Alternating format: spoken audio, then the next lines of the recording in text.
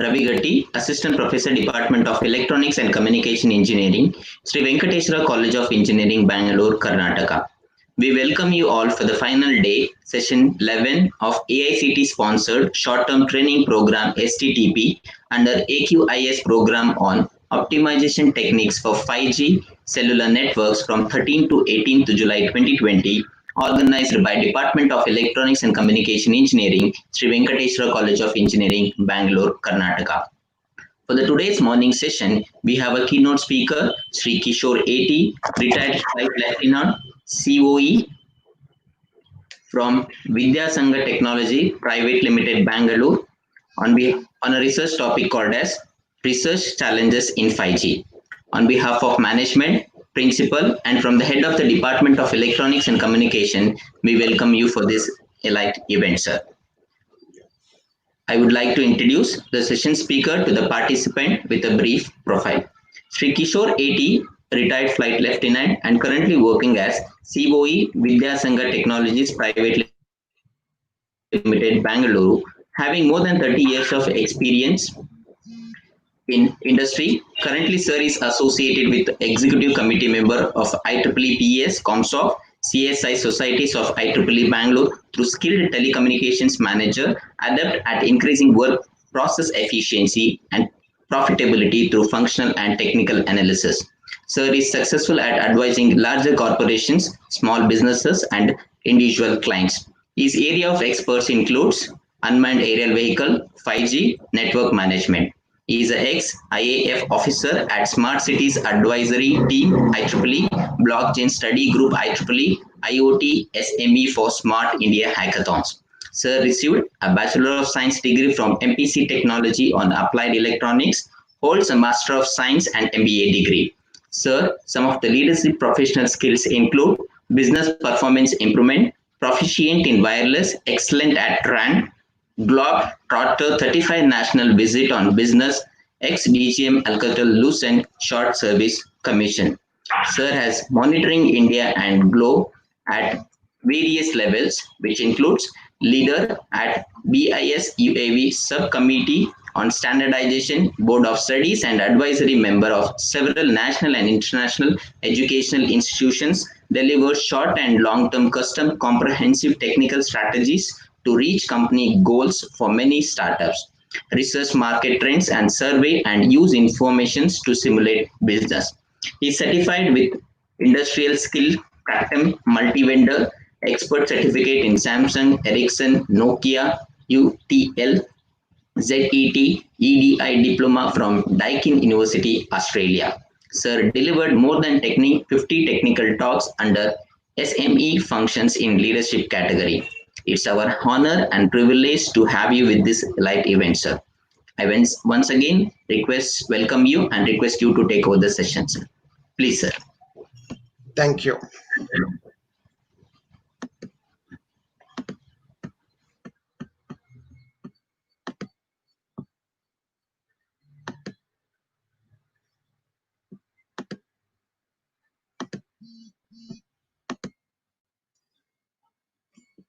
Thank you so much for that kind words, and it's something I consider as a professional in the industry for last 30 plus years.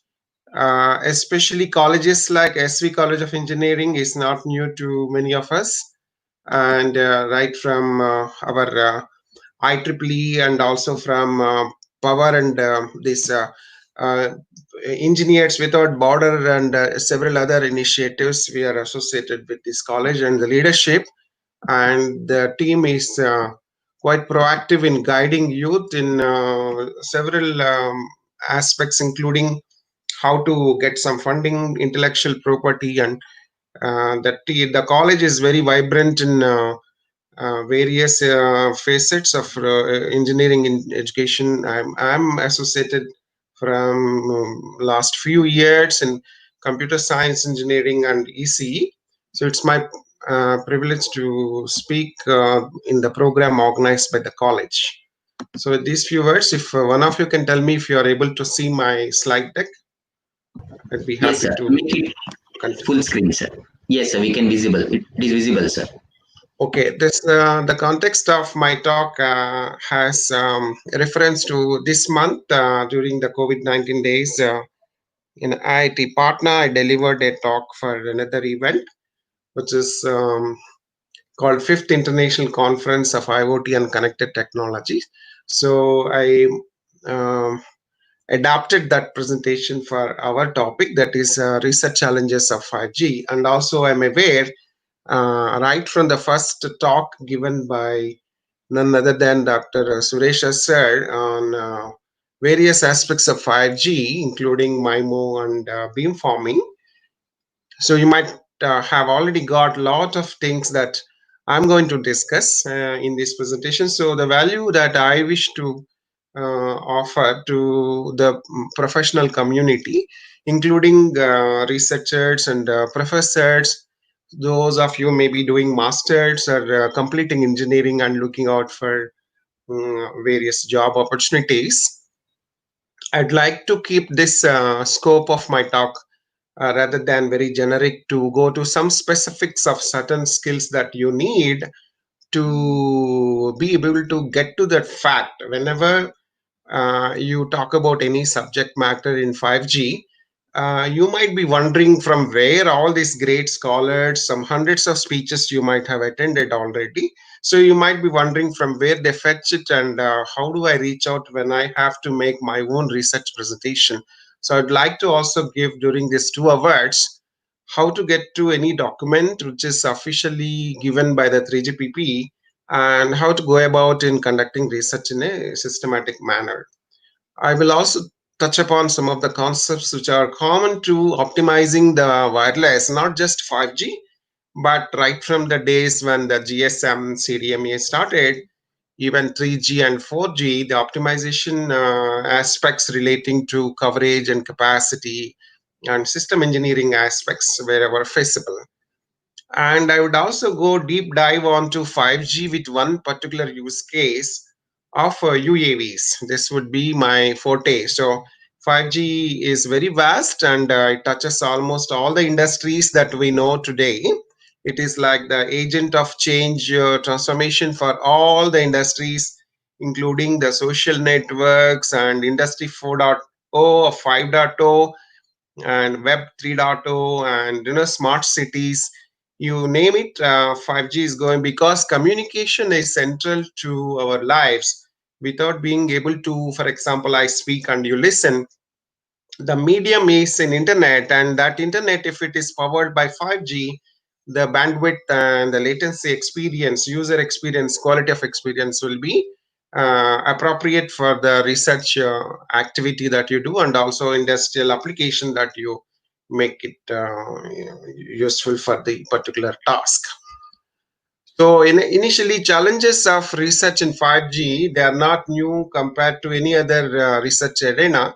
First stumbling block would be to select what problem to work upon.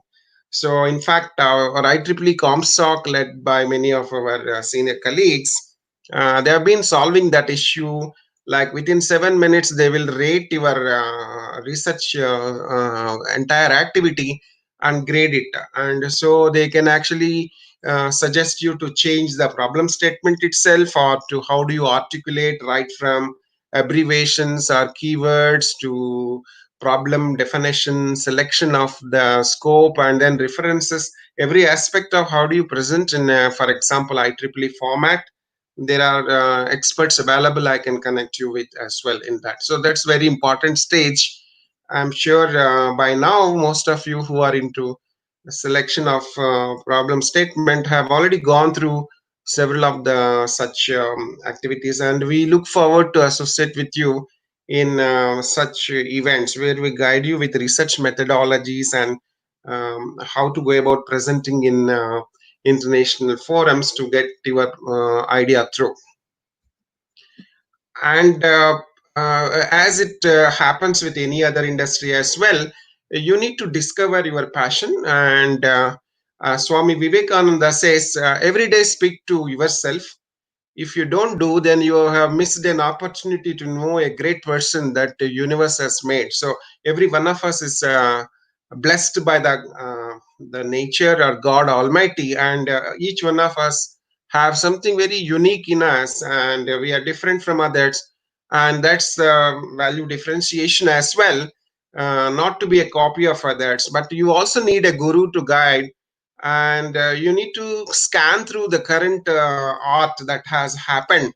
If you see now YouTube or internet flooded with too much information, how do you now make your scoping like from the current art?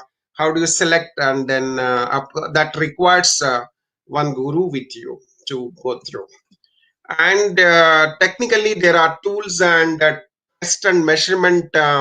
You need to have access to the likes of Road and Shivaj or Keysight. They are all very customer friendly. They want to reach out, and they also have programs with universities, and they work with government to equip us with the laboratories for various research in 5G as well. References and resources. In my talk, I would provide a few references and a number of resources, and we would also during my talk of 1 hour, half an hour plus, I would also give you certain of the IEEE TV. So those of you who are not yet IEEE student members, please register as a student member. You just need to pay $1 for becoming Communication Society member, and even without that, you can directly access IEEE TV, and I would showcase one as a resource as an example going forward. And the research challenges, how do you solve it, includes several steps: ideation step and innovation step and creative. So in the ideation stage, you have to assimilate the number of references, and usually in the traditional research realm, it used to take initial 1 year to do document collection and piling up and making a big file like thing of all the references. That can be shortened given the digital innovations and technologies that we have. So be innovative because you have access to the digital technologies and resources, and be creative because now you can do interdisciplinary work more than ever, given the access to all this social networking and connectivity to various other researchers in diverse fields, not just in the wireless arena. And you are in the good hands when you are working with colleges like Sri Venkatesha College of Engineering, where they also have government funded intellectual property center of excellence, and I know that's shaping up, and it will help you to file your patents. Dr. Suresha and HOD sir, everyone will guide you through that process. So here is an example of several YouTubes exist, but particularly I want to highlight IEEE, IEEE.org, and there is a conference, and that I already kept it ready for you. So I'll just click it and see how it works like.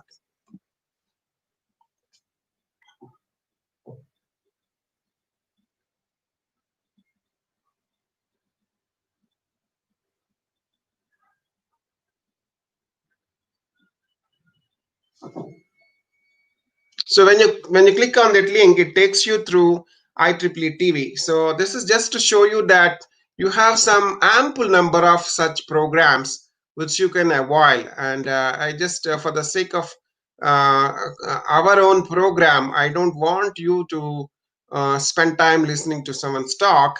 And this just to demonstrate that when I click on that, it takes you here, and you have some hundreds of such talks that you could attend. So this my intent is to highlight that it's available to you, which you can avoid, we can use it. And so a glimpse about 5G R&D global perspective is that not long ago, AT&T and Qualcomm, using the technology made by Nokia, they have demonstrated the use case of 5G to be used for command and control, as well as for the payload record purposes for both the user plane as well as control plane of a UAV with a 5G stack. It has been already proven. And then this year, due to COVID, we have to put our Olympics to the next year. 2020 should have been the time when we would have demonstrated end users randomly using 5G and they would have experienced the 5G technology. It has been delayed by 1 year due to the COVID scenario. So when we talk about 5G, you may be already familiar with most of these company logos. My intent is to talk about the title of the slide, that's OEM, original equipment manufacturers that are out there. Predominantly Alcatel-Lucent is merged with Nokia now. Earlier it was Lucent, and so now Samsung and Ericsson. Cisco also makes lots of 5G gear, and even others like we know Chinese vendors. So many other vendors. So this is an envelope of, I mean, all the original equipment manufacturers. They don't create things themselves. They are supported by a set of companies, which are coming up in the next slide. Apart from the traditional supply chain that they used to have, the research forums like Open Networking Foundation, led by Linux Foundation, Open Daylight, and Broadband Forum for Backhaul and Front Haul, Metro Ethernet Forum, the evolutions taking place in optic fiber and broadband, adding value and supporting the 5G landscapes. This is the technology providers, a few of them: Sankhya Labs, Analog Devices, Intel, Qualcomm. These are the giants, Broadcom as well, Texas Instruments. I've not put logo of Broadcom, but once Qualcomm, Broadcom were about to merge, and that didn't happen. So that empower the OEMs. So the OEMs make their product based on the chipsets and basic physical layer made by these kind of companies. Apart from that, also there are some technical companies like the test and measurement makers, and also we have um, Atran and other companies which I have not kept it here. So yeah, Arisent Altron Group is kept here. So Broadcom is kept here. So what I want to say, tier 1, tier 2, tier 3 supply chain network is, apart from the traditional technical giants that we have seen, for these OEMs, we also have a number of tier 1, tier 2, tier 3 supply chain providers such as Arisent, Altron member. They make a lot of studies on um, the modification of the back hall and front hall based on the MCOD, that is central office re-architected as a data center. They do a lot of research in the fiber optics based applications like CIPRI, eCIPRI, and COD, MCOD, and several new revisions of that standard, giving backhaul capabilities of gigabit per second from what it used to be like 12 megabits per second connection between the core and the wireless base stations. That has been increased because 5G has to provide gigabit per second data rates in a square kilometer for millions of devices, and that's only possible only when you have fiber optics backhaul and front haul, and that is kind of things that companies in Bangalore like Arisent, others can support. And Radisys, which is acquired by Reliance, they also have similar roles in Rail 1, Layer 2, and they support in small cells. And we have Action Semiconductor, advanced micro devices, advanced semiconductor engineering. So some hundreds of such companies exist. I just took a few of them to fit into the screen to tell you that when we talk about 5G research challenges, you need to go from the ground realities. Who are the makers of the technologies, and who would provide us input to get your research going? And there is another coin of the same, the end users. When technologies are made, ultimately the consumers are backed up by the front-ending teams like Jio, AT&T, Verizon Wireless. These are the telecommunication service providers or carriers or operators, and they are also having internet service provision licenses, and they support galaxy of applications including robotics, and there is a possibility that the one which has been missed so far, IoT synergy with the wireless, that has been discussed from 3G days, and 4G also, it has not made much roads in spite of lot of standards called NB-IoT and several things. 5G is about to perhaps leverage the IoT capabilities to the fullest, including for how it will help a city to become smart. So 5G plus IoT applied to a city, then city becomes smart, then smart cities. So worldwide there are 500, and India has a very fair share of 20% of the worldwide smart cities business model, where they have thousands of Indian rupee, thousands of crores are pledged for each city, and that funds also expand based on other criteria. So each city will be enjoying around 5,000 crores, and there are 100 of them, and there is a evolving story that doesn't end at one place. So once it has taken some shape, it would have further investments on a PPP model and international business, world trade associated with that. So when we talk about 5G, we need to at least once, though we might have taken a look long time back. So it all started even prior to 1980s in America during 1940s. Some mathematical foundations of wireless research was done by a couple of mathematicians like Mr. Walsh and Hadamard.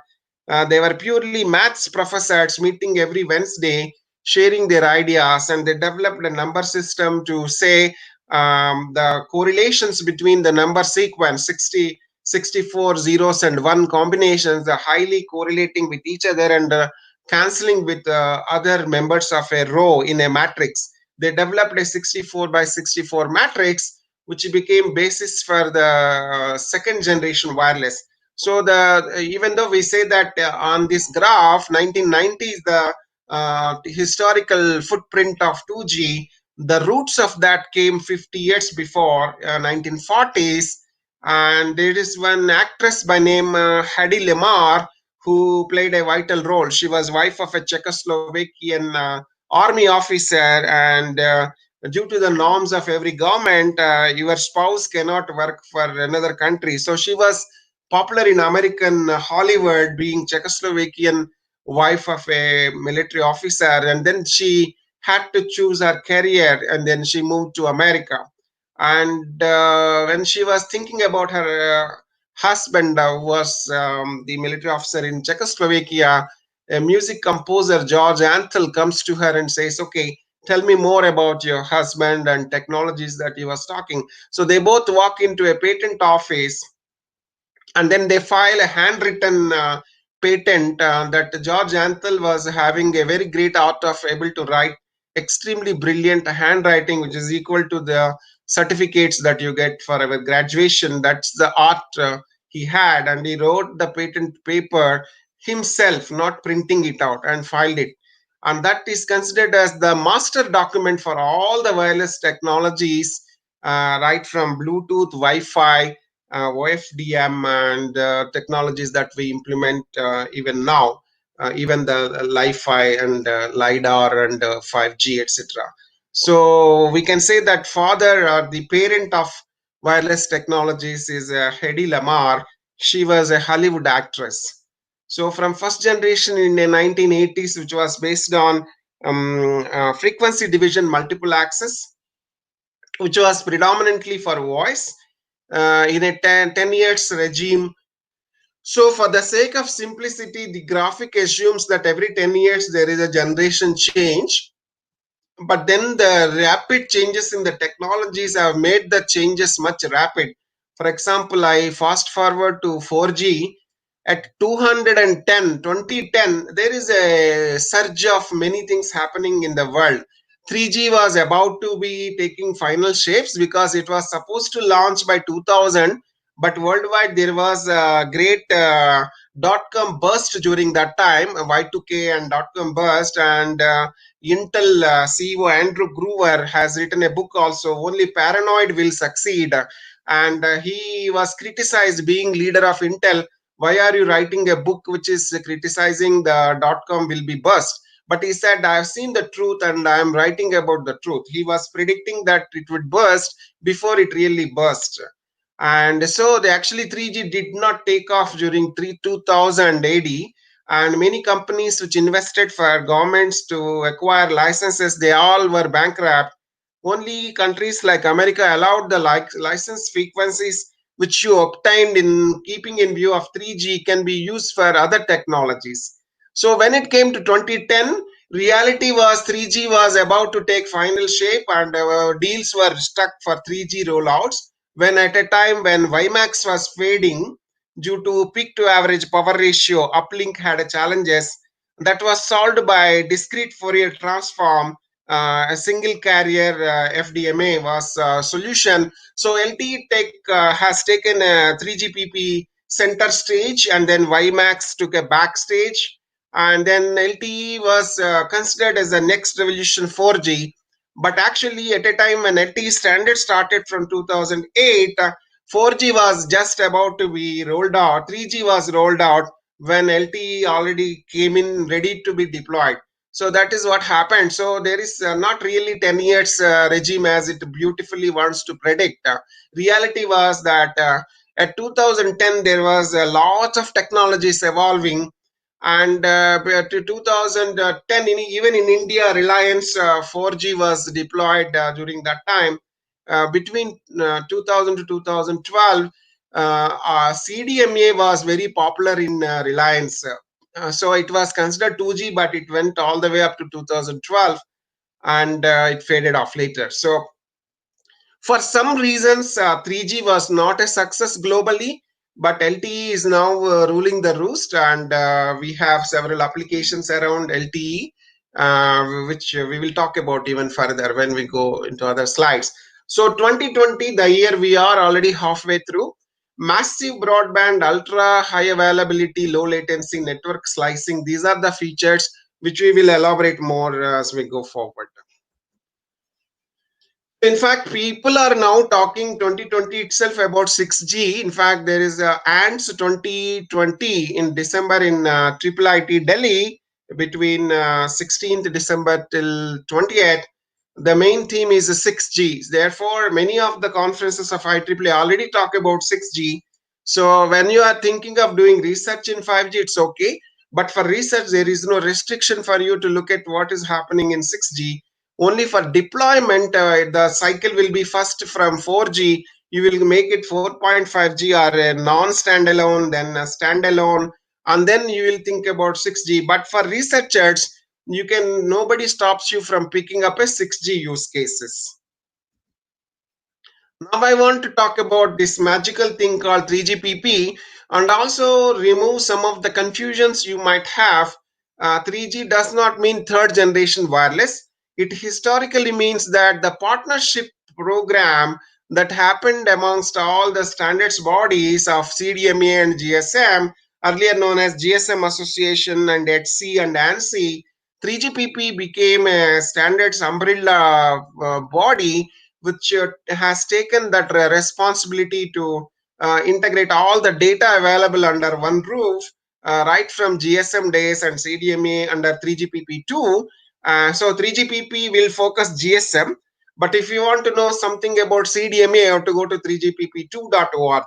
And 3GPP continues to play its role for 4G, 5G, and 6G as well. So 3GPP documents are rated to be of value. If you want to put a price, suppose you want to purchase a document, for instance, from IEEE or from ITU, you have to pay certain money in international currency like French units or pound or even in Switzerland currency. So Swiss franc. So you don't need to do when it comes to 3gpp.org. They are all open. And I want to now park this presentation and take you and then show you actually how it all happens, so that you will know whenever anybody is talking about anyone is talking about any of the standards, how to get hold of them. So this is the way to go about.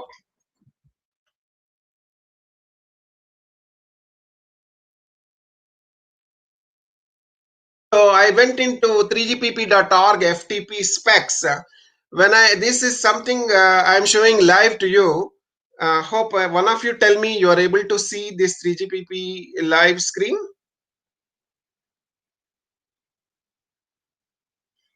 Yes, sir. Yes, sir. Okay, thank you so much for that confirmation. Okay, so it begins from 1919 to see all the way till current time. So we are in 2020. So people talk about June 2020 and release. So even release 15, 16, 17. You will come to know about them. So for instance, I go to a standard which is 2019 December. What happened? So when I click in that particular year and month, you will have folders indicating that release 10, release 12, 13, 14, 15, 16, 17. And release 8 is the time when LTE standards have come up. And then release 9 was not popular. Release 10 was when they added MIMO to it. So release 8 was for a pure single carrier LTE, and release 10 spoke about technically 4x4 MIMO. And so thereafter release 11, 12, 13, 14. Currently research is going on in release 16, and world will move to release 17 by 2021 and going forward. So when I want to show you something about LTE standards or 5G standards, I'll take you through, for example, release 15. So when I go to release 15, so they look at what I did. 3GPP is the master URL in which I went into FTP folder, went into specs, that is specifications in the short form. FTP is a file transfer protocol, one of the pioneering protocols that transformed the internet the way we know it today as a TCP/IP protocol.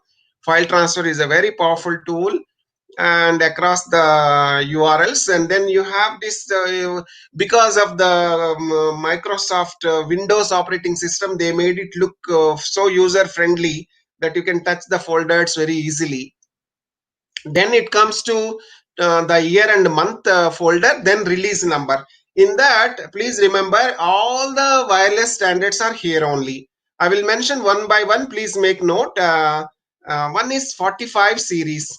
So number see sometimes what is in a name they say. So 45 does not mean it's a bigger system. 45 is some reason why they kept it for the GSM standard. If I don't want to go details, but if you were to know details of all the 12 standards that were drafted for the GSM, when European Union has called all the companies such as Tektronix, Alcatel, and Nokia those days. So Nokia was asked to just make the mobile phones. Alcatel was asked to make the infrastructure of the core, that is the base stations and the switching gear. And Tektronix was asked to make the test and measurement equipment. That is how the European Union has developed the GSM as an international roaming technology. So all that you will get it in the 45 series. Then I want to touch the 38 series. It is all about 5G. So don't think these numbers have anything meaning in their logic. It is just that awareness. 45 is GSM, 38 series is 5G, 36 series is LTE, and from most of these other radio access network standards. If you want to go into the core standards, 33, 34, then there is also 23 standard, 28, 29. So this series also talk about certain aspects of OSS, BSS, billing, and IMS. All that will get it and others. But if you want to know what document deals with what, you go to 36 series, in which there will be one document called 300. I'll show you. And then similar to 38 series also. 38 is for 5G. Okay. 5G, if you go here, you get all the documents here. 38 series. So All these are the Word files compressed and then available to you, and they don't ask you login passwords. They don't record who downloaded. In fact, the intention is to make it available to you so that you can use it for your research. All the 521, they are all about test and conformance of UE with respect to the standards, which you can verify using TTCN3 network simulator and similar such tools. Professor of Amrita University has worked with ITU to validate that whether these specifications that we write in 3GPP are really following as they claim to have. So they've done some verification for ITU. So 3GPP specs verified by ITU with the research done by the professors in Amrita University and other researchers. It was one of their research topics.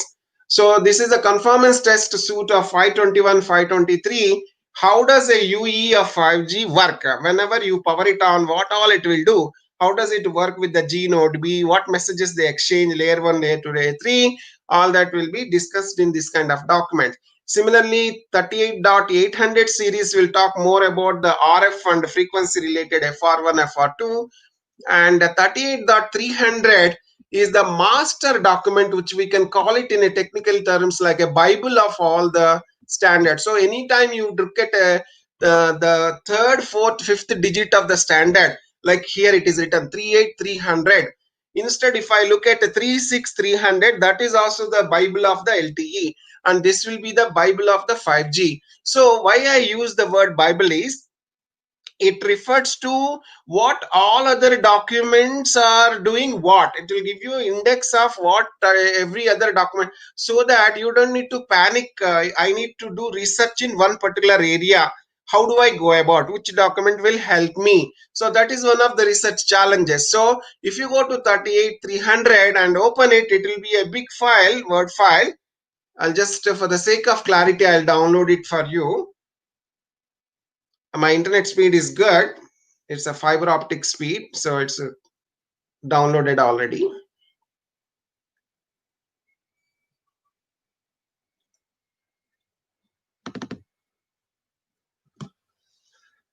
Just to show you one example so that you can make use of it for any other case. So I'm just opening this guide. It's a huge file. And remember, I am looking all this from the release 15 point of view. If you want to know more thinking what happened afterwards for release 16, okay, this is also one document we made. This is good. This is remaining in my zip folder when we submitted for a. There is one 5G World Forum coming up between 10th to 12th September. Due to COVID-19, it has become a virtual event. Everyone can join easily. I will share you how that can happen. I'm in the one of the executive committees of that. So now I will open this document and it will show you what it has. Yeah. This is different. Yeah, it is opening.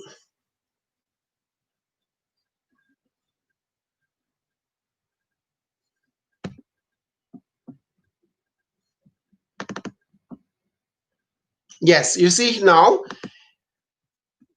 this, if you look at it, you know that it has, right, one copy is enough. So it has how many pages? It has several pages. It will be populated. I will tell you, number of pages will come up, and it will have an index where what all documents are doing what in the beginning itself. So it will have all the description of 5G in one document. And without knowing that, how do we do research in it? So we should know the dimensions of the devil you are going to attack. So it has more than, you say, 96 pages. So like this, there are 100 of them. And so like this is how you should be able to know the root of the document repositories and to solve the issue of what is the uh, solution you are trying to figure out. So I get back to my research presentation topic from the demo of this, and just give me. One of you please tell me, do you see this presentation now?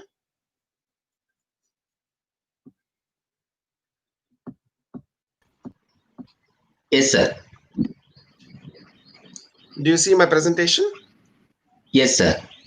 Okay, sure. Thank you. Yes, sir, it's visible. Okay, now I was here. Right. So now I was talking about the repository and everything, and 6G I mentioned, 3GPP I was here. So now PESDSI, this is a India's standards development organization headed by Director General Madam Pamela Kumar and the Dr. Abhay Karandikar of IIT Kharagpur, who has a philosophy of frugal 5G for India, and that philosophy has some synergies with the current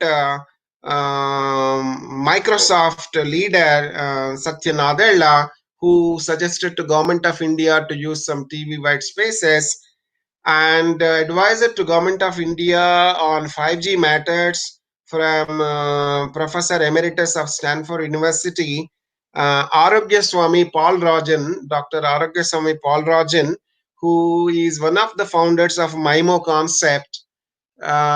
They all are working on guiding India through the standards specific to India. And IEEE that we spoke about 5G way back in 2013 in Hotel Capital. We conducted a 2-day program. Like that, every year we conduct 10 programs on wireless, and most of it. So right from 2013, we were excited about this 5G. Even though we know that the 4G came from 2008, I mentioned already. So the shortening of the innovation curve, one should be aware when we are doing research. It is not 10 years anymore. It is maybe 1 year or 5 years. So new things are going to come up, and then you should be aware that how to leverage that new innovations going on. So we should be more agile in this. So there is something called 5G Testbed. India has pledged a very good amount of money initially for IITs and IISc, and so IIT Chennai is centrally coordinating, and IISc Bangalore, Hyderabad, Mumbai, Delhi, other IITs. They're all doing different parts of the research, and they've taken some technology support from Ericsson, and there and other companies as well. And they I interact with them on a day-to-day basis. For example, Hyderabad's Professor Kiran Kuchi and others, research people. And in IISc, we have Professor Hari and the team.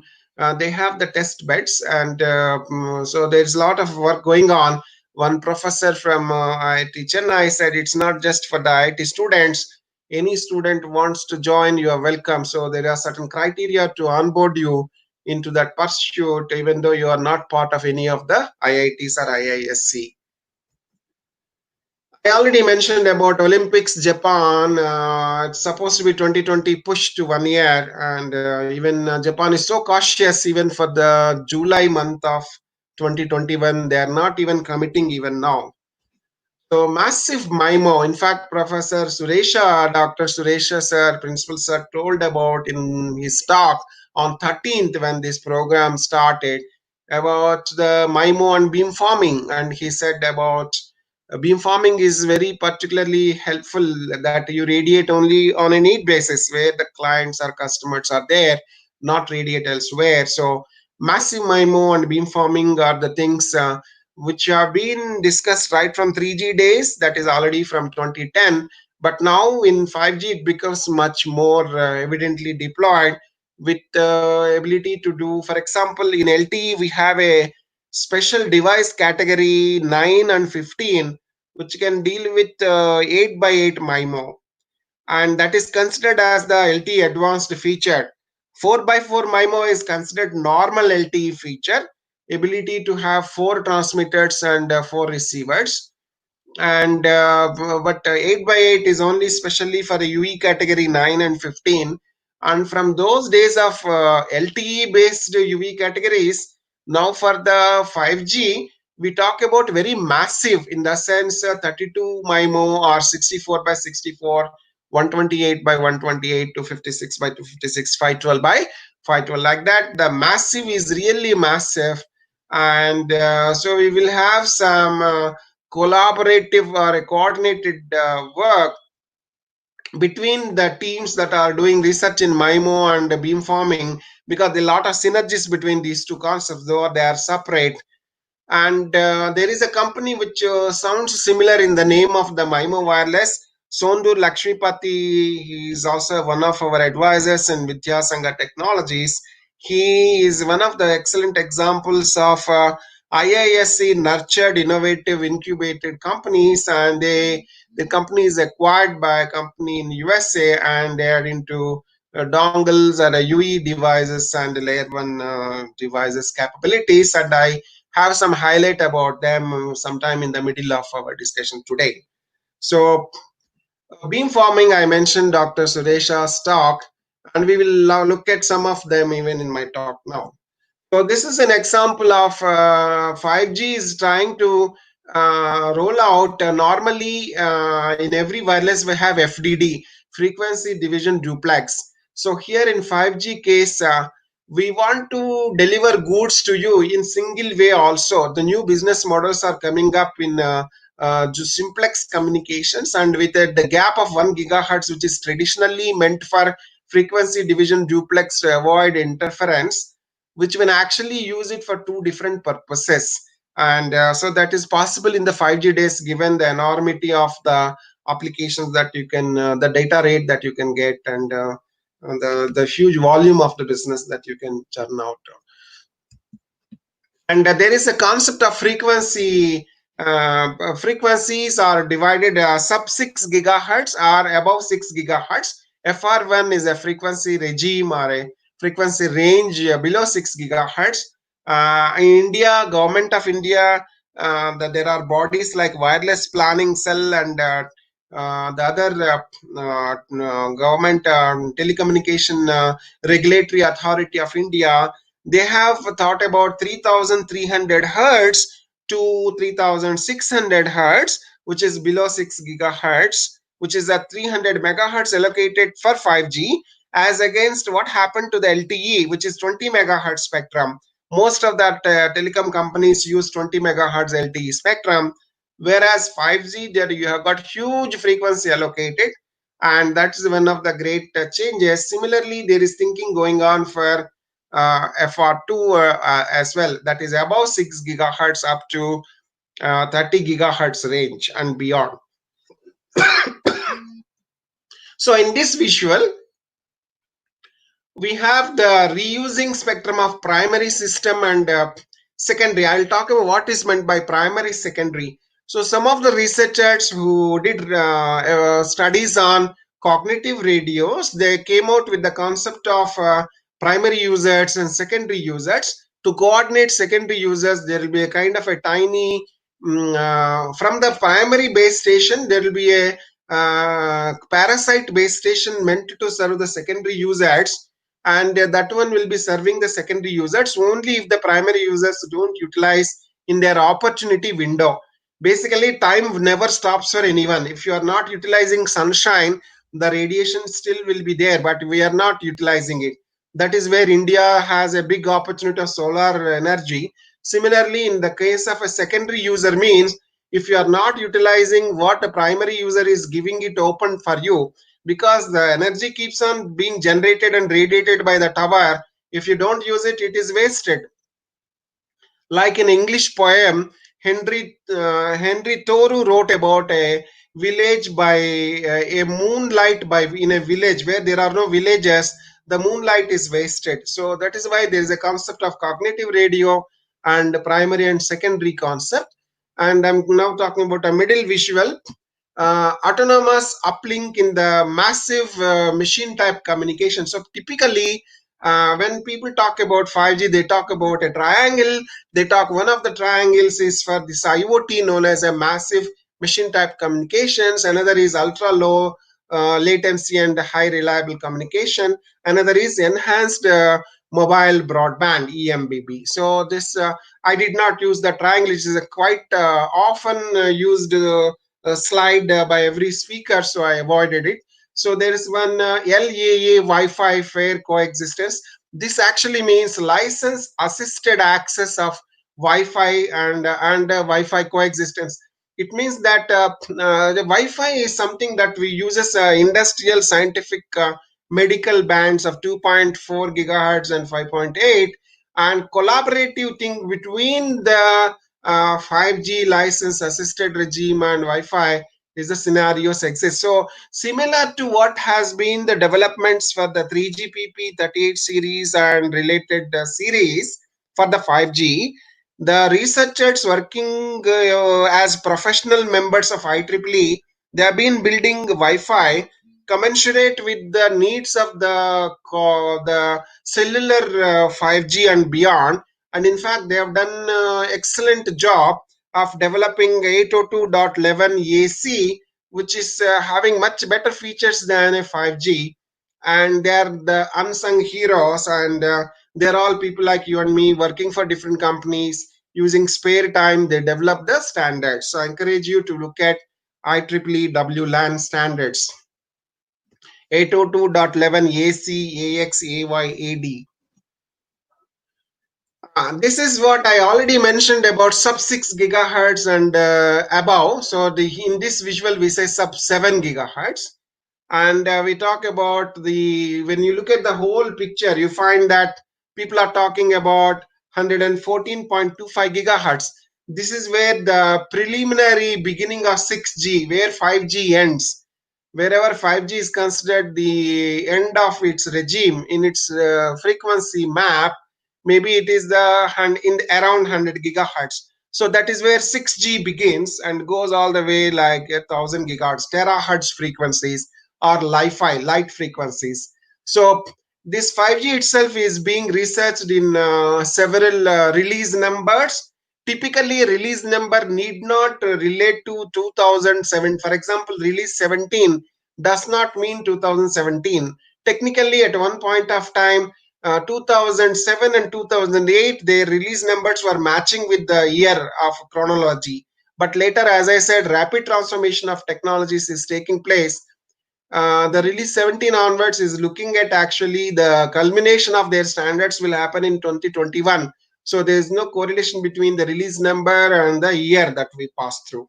A lot of changes are taking place. So this is just an idea. And then there is another technical word used for the FR2. People tend to use the word millimeter waves, because when you take a velocity of light, c is equal to lambda into frequency, nu lambda, that wavelength, when you calculate the lambda, it falls into the millimeter range for high frequencies like 28 gigahertz, 39 gigahertz as shown here.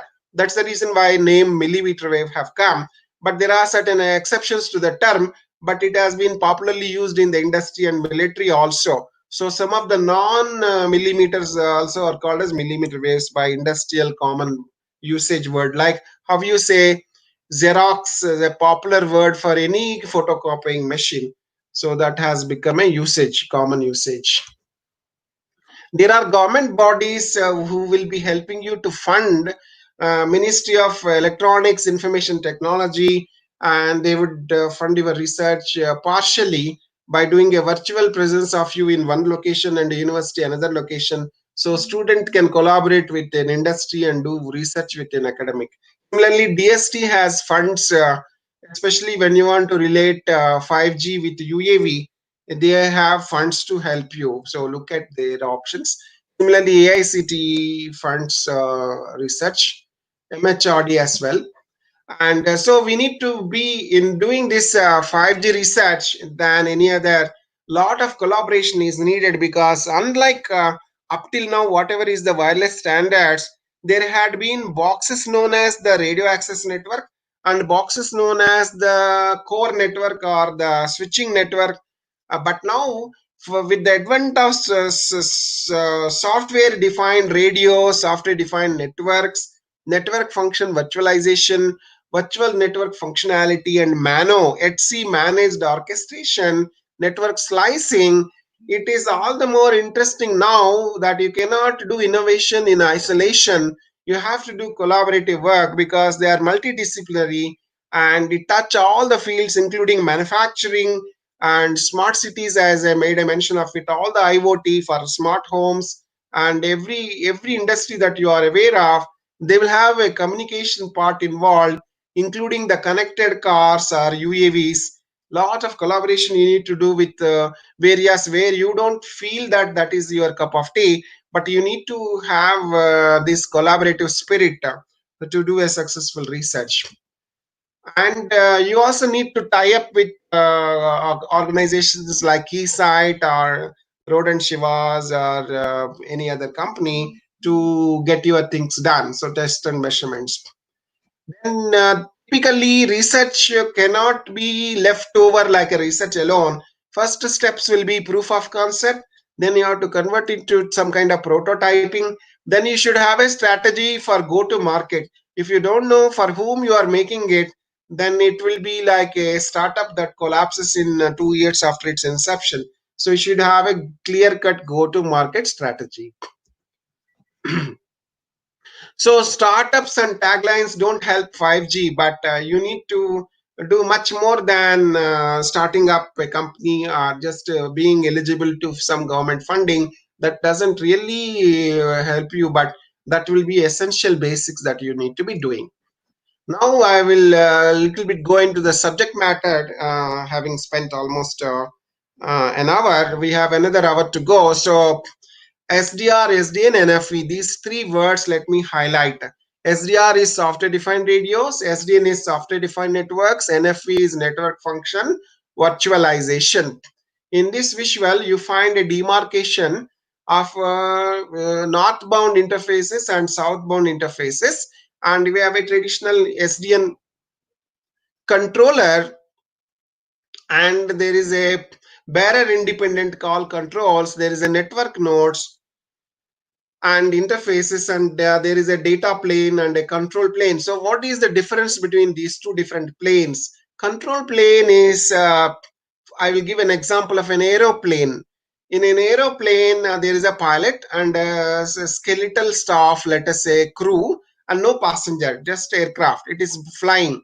So even an empty aeroplane needs fuel to airborne, and because there is a pilot there and certain wings, and it is carrying fuel tanks and it is having wingspan, so it has to consume all that actions until you talk about end customer. Just let me see if it is relating to our call. I am in a conference call now. No. I am in a conference call.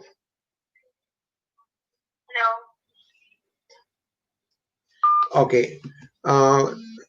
Team, are you able to hear me now?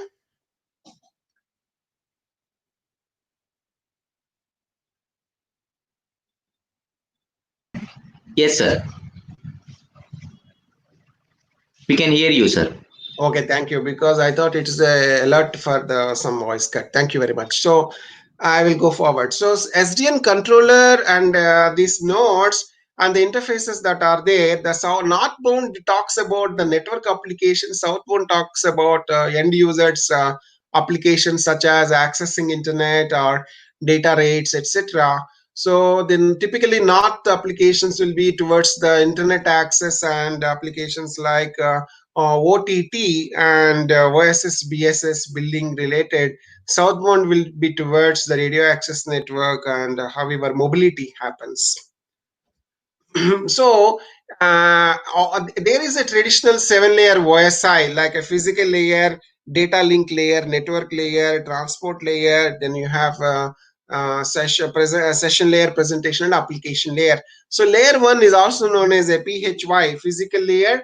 And then we have a layer 2 has got two sub layers known as one is known as radio link control, which is a derivation from the logical link control of the traditional OSI 7 layers, and there is a media access control.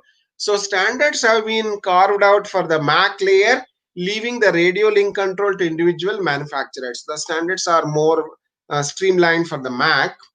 And layer 3 is the network layer. IP and TCP ride on top of UDP, rides on top of the network layer, IP layer.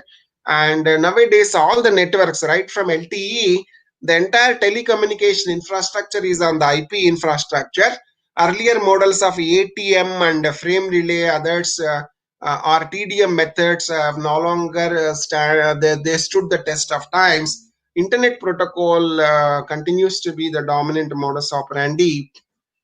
And layers 4 to 7, because we have 7-layer OSI, usually the client end devices like your APIs and SOAP and RESTful APIs, the abstraction that end users are aware of, you get them bundled together. You will hardly distinguish their different layers. so so we need to look at some of the research mentors and successful startups to look at.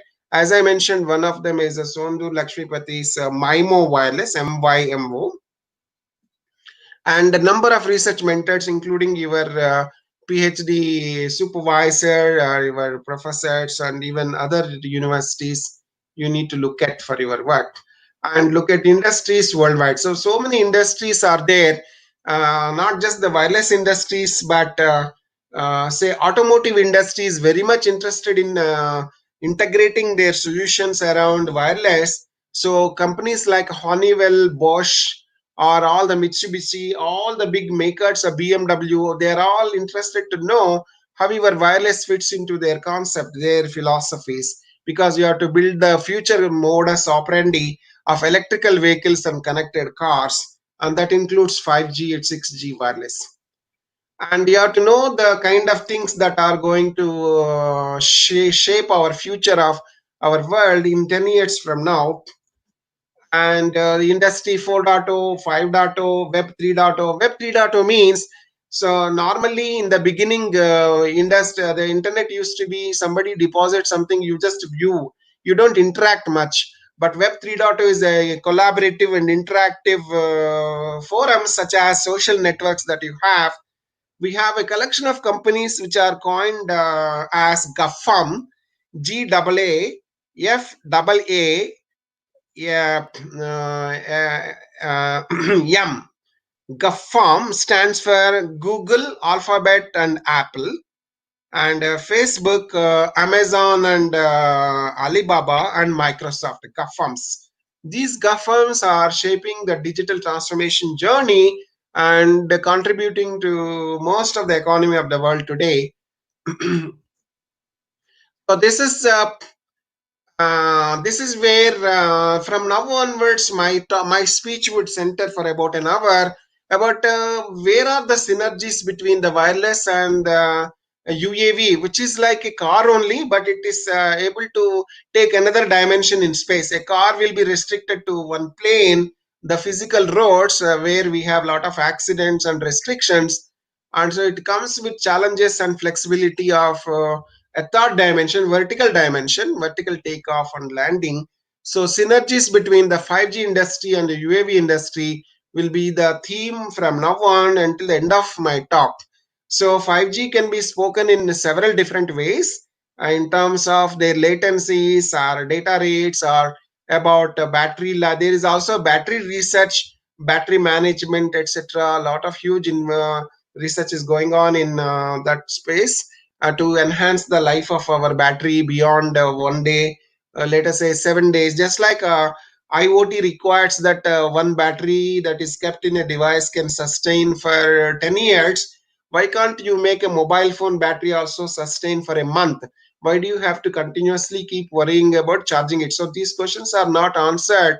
So the power consumption strategies of your screen and applications, you need to have more analytics and machine learning algorithms to make sure that you just spend enough energy on certain areas which you are interested, so that your battery life can be prolonged. Similarly, connected devices in a square kilometer, number of devices that you can support can increase from 10 to hundreds of times more than the current standards of 4G. Whatever 4G is achieved, 10 times more than that or 100 times more than that 5G can do. Similarly, 6G can similarly repeat the same story beyond the what is achieved by 5G, and higher data rates, 10 times 100 times more than the data rates of LTE. This is what is the 5G scope. We look left, there's 6G. We're talking about released 19, because release 17 will be ending by 2021. So there is also roadmap for release 18, 19, 20, 21 and connected evolution. So in fact, that will be the 6G time. So a few releases later, people talk about 6G wireless. Historically, 10 years between the generations, but 6G is already being spoken about now. So it will take practical shape. By 2026. You might have 6G being deployed somewhere, at least in the initial shape of the things. That is how the things are evolving. So when your research has to happen in 4 or 5 years from now, never neglect the elephant in the room, that is 6G. So you have to consider it now. So the network slicing is something that we cannot ignore.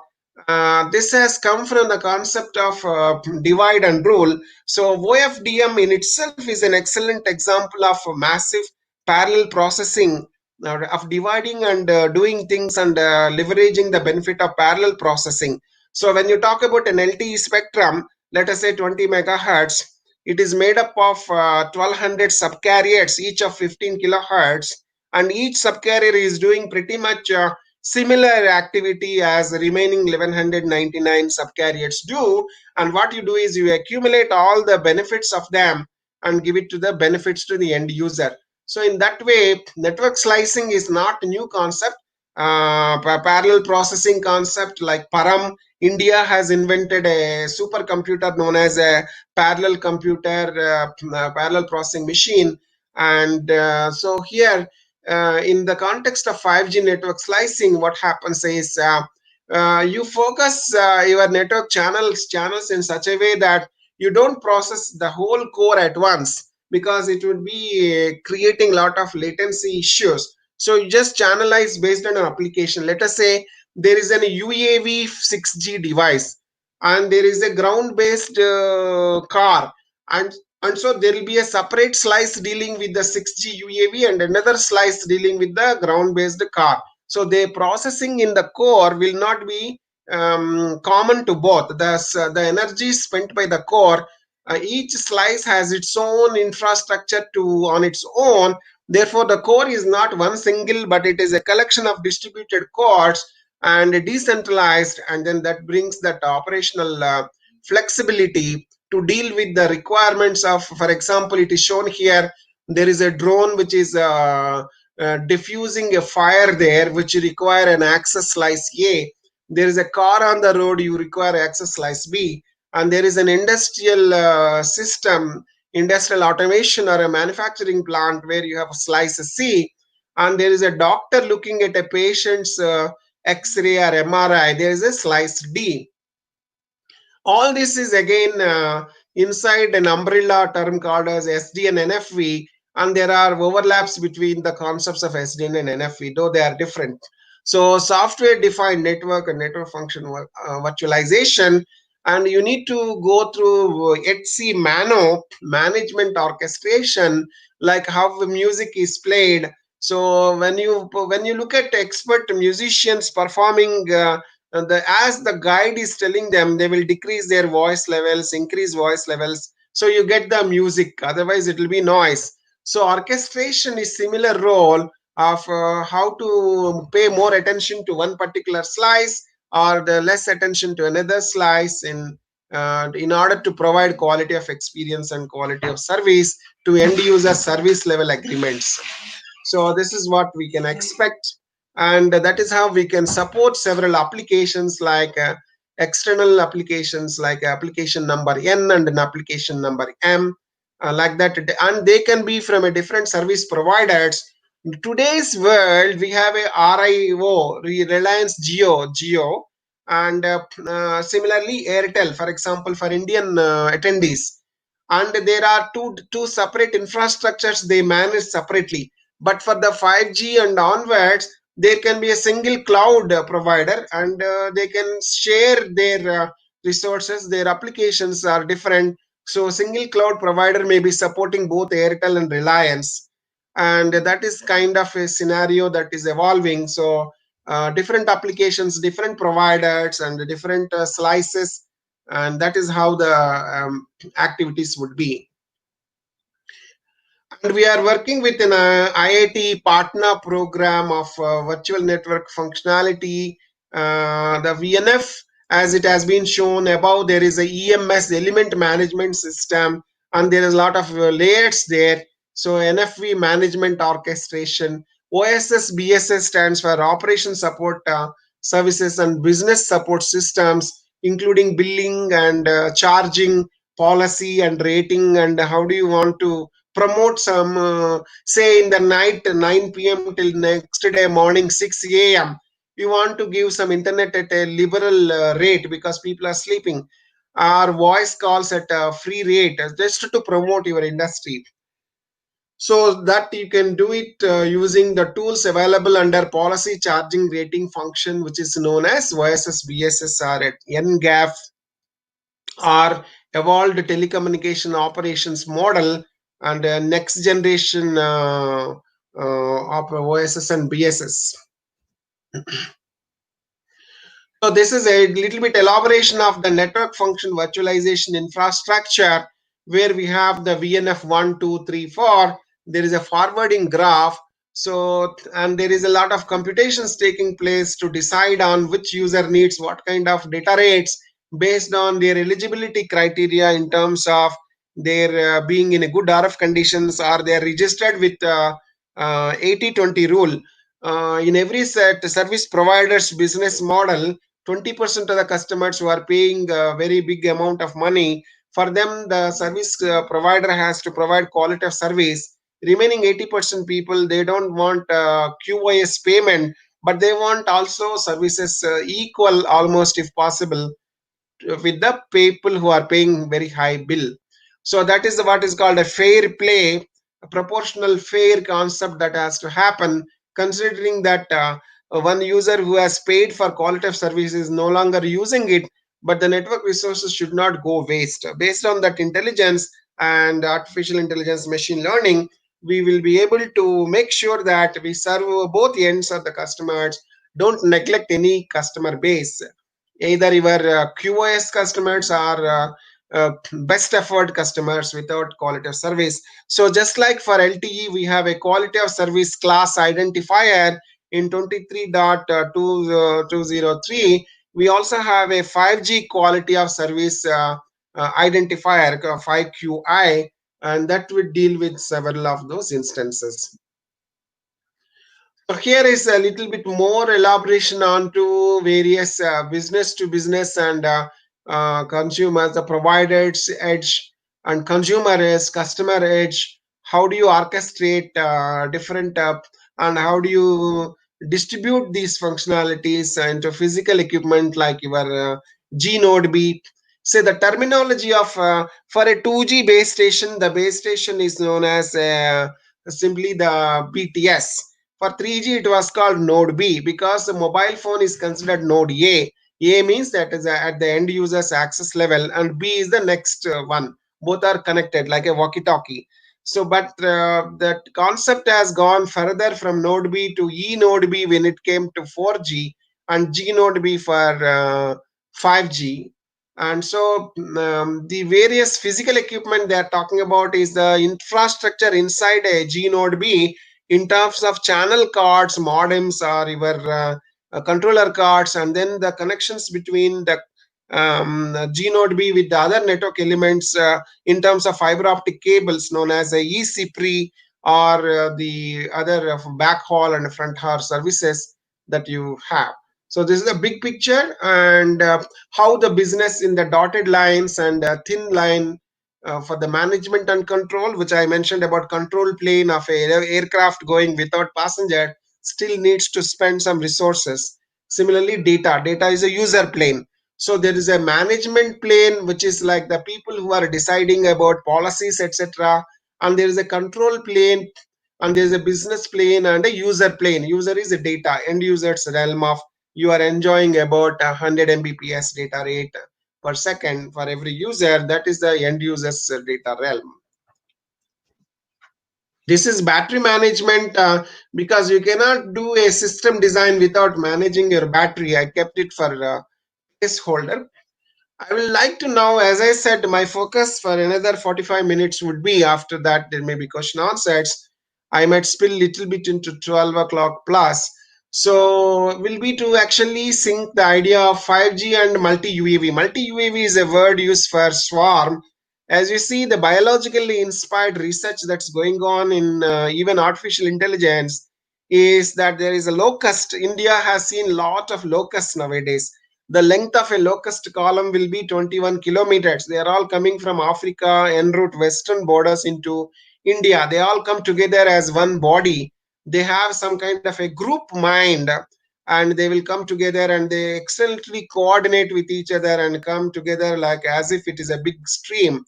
And they are also studied under ants colony optimization or a swarm. Even inside water we have got fish moving together in a group. And so for UAV, when group of UAVs work together, that's what we call as a multi UAV. There is a research that's going on, increasingly funded research between 5G and that multi UAV. So already I have given you enough of the initial discussion about the technology providers and equipment manufacturers and telecom providers. First three bullets. And 4G is currently ruling the roost, fourth bullet. And 5G is already in the market, but we don't come to know. In US and China and Korea they are already there, but in India it would take a while. Reliance mentioned in its annual general body meeting recently that they are capable, they have the infrastructure available to roll out 5G as well. And 6G is being researched, as I mentioned about it. I made a mention about ANTS 2020, wherein 6G is the main theme, and cellular geographic service areas are shrinking globally. So, traditionally, when 2G GSM came, people thought, what would be the coverage area of my tower? Somebody calculated timing advance, and then they said 17.5 kilometer. They said, okay, it's very good. But then practically they found when it came to 2010, 2025, 2005, etc., they found tower to tower distances when you keep 10 kilometers, there's not possible because too many users under one tower. And when you cross that distance, the coverage attenuation of the radio propagation, and there are regulations of maximum power you can transmit. Therefore, they deployed more number of towers, decreasing the coverage area of one particular tower by shrinking or by tilting the antenna down towards the ground. And so there is also carrier aggregation. One carrier is, let us say, LTE carrier 20 megahertz. You can have 5 carriers up to 100 megahertz. And MIMO, from 4x4 MIMO, you can go up to 8x8 MIMO in LTE advanced. These ideas came from 2010. Even in before 2010, 3G days continued in LTE and continued to be in the 5G as well. MIMO being common or common to 4G, 5G, and better implemented for the 5G as the technologies are matured now. So once again, I went through description about historical background of how 1G to 5G came. A quick recap is there was an AMS advanced mobile phone system in America that started with 30 kilohertz, and one person was given the frequency, nobody else uses it. The 24 hours, that frequencies cannot be used by anybody else. So if you have 100 megahertz, if you have 10 megahertz, you divide by 30 kilohertz, you end up getting 333 users only. And if both of them should have a mobile, you get only 150 people having, the pair of people having that kind of facility. So in New York City, when this was launched, advanced mobile phone system, very soon there was a need for more and more capacity. So came another thing known as a TDMA coupled with FDMA. That is what happened in America as a CDMA technology. Code division multiple access was predominantly it had the predecessor to that was FDMA plus TDMA. Later on, CDMA came with, as I mentioned to you about a Walsh code, Hadamard, mathematician, and Hedy Lamarr, Mr. Walsh and Hadamard and Hedy Lamarr. And then how CDMA was born was Qualcomm is Andrew Witterby asked the permission of government of America to use the GPS timing systems that were used in the initial testing of CDMA was done in the military. for the Fidel Castro. If you want to know a little bit historical, I've got 40 more minutes. So historically, what happened is John F. Kennedy was threatened by Fidel Castro, who recently passed away. He was threatening in Cuba that he will deploy the missiles coming from Russia and they demolish the entire America. So there was a threat for them. So they knew that this Hedy Lamar's white paper, the patent paper, is there in their patent office.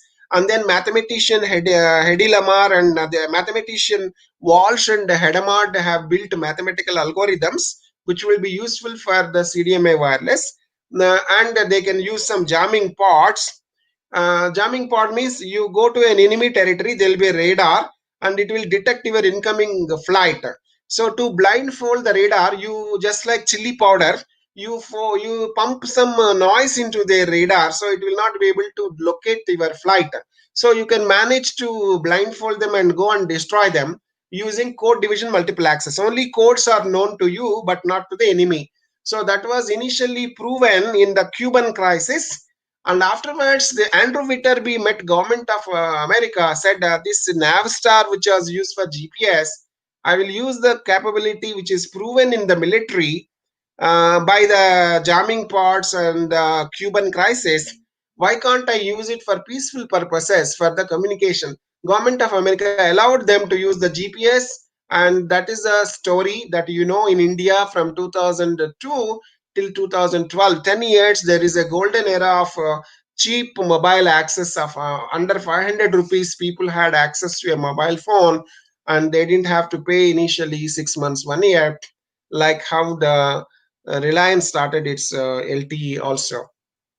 That's about a story behind that. And GSM, as I said, the European Union mandated 12 different companies to come forward and develop international roaming capability, which was the value differentiator of the wireless compared to any other wireless. GSM, even till date, it is stubborn because of one quality it has about international roaming capability of its SIM cards. 3G was a dismal performer and it was like a disaster. And 4G is becoming 4.5G and 5G new radio, 5G non-standalone and standalone is getting evolved. As I mentioned, Olympics and beyond 5G, I mentioned about it. Now, locusts in India, 8,000 times compared to any other year. The lot of birds, the tiny creatures have come, and they are being addressed by use of drones. And in fact, drones for medical applications were already used in Morocco and other African countries to drop some of the life jackets or medical supplies, blood or some life support systems, and even vaccines were being dropped using the drones.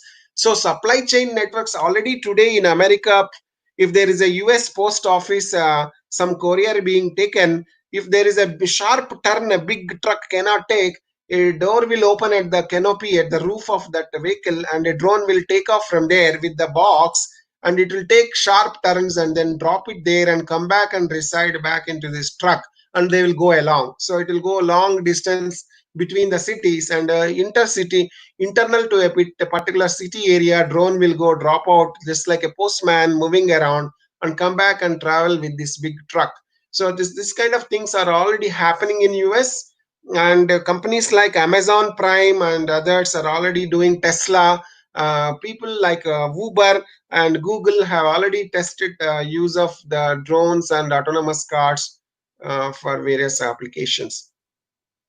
Multiple smaller airports in India are coming up, which can use for the UAVs. So small airports which were like even inside the Indian Institute of Science, there is an airport and that can be used for the drone vertical takeoff and landing purposes. So the regulations are being crafted, and I am also a part of the Bureau of Indian Standards for the drones, where the 5G is considered as one of the command and control frequencies can be allocated, just like for in NASA they used it for the Global Hawk. Cities would evolve with multiple perching avenues and vantage points. Perching means just like a bird, when it travels between a branch of a tree to another branch, it gets tired. So it will reside for a while on another branch for a while and again jump to another. So like that, the UAVs in future, you will find that they are moving from place to place. Today, as you find lot of cars parked on the roads, you will find on the rooftops or hanging to the roof edge, you will find the UAVs hanging. In not so distant future, maybe 2026, you will see the whole urban landscapes with lot of such things happening in front of you. And just like you are ordering something from your Amazon or Flipkart, you might find your rooftop helipad like symbol is kept, and their designated area, their drone would come and drop out and take a picture and send it to your phone that it's already on your rooftop, pick it up. So like that, these cities are evolving to keeping in view of allowing this perching avenues, a parking area for the UAVs, and also security, because that should not be stolen by other users. So perching includes a locking also, just like a parking for the car, there will be a parking for UAVs. So Skyport and the drone port or ATC for drones will be set up. And Government of India already made a digital sky platform. And therefore, if you are planning any application on 5G which uses UAV, you have a lot of support in Indian landscape. So locust, I mentioned to you, there are biological systems that will give us indication about ants colony optimization, and there are some researchers doing studies on intelligent transport system and vehicular transport system societies there. IEEE society, they are also interested in this work.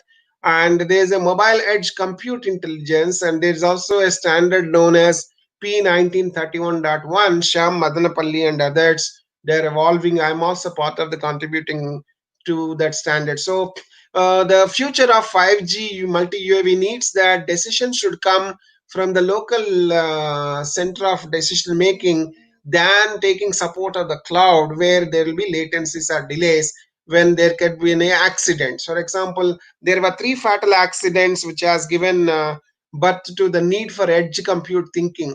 One was a Google, and another is Uber, another is a Tesla. All these have met with accidents with the pedestrians crossing or with the people using a bicycle.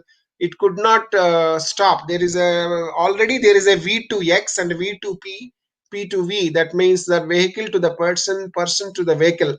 So if you are interested to cross when these autonomous cars are likely to be on the road, first of all, you are not supposed to cross a road, but in case you want, then you are unable to find any nearby over the foot over bridge, then if you want to cross and that is not the zebra crossing area, what you need to do is you should have a shirt or a dress which is capable of communicating to the vehicle that I am a pedestrian, look, slow down. So this is the kind of person to the vehicle messaging is also there, that is a V2P and P2V.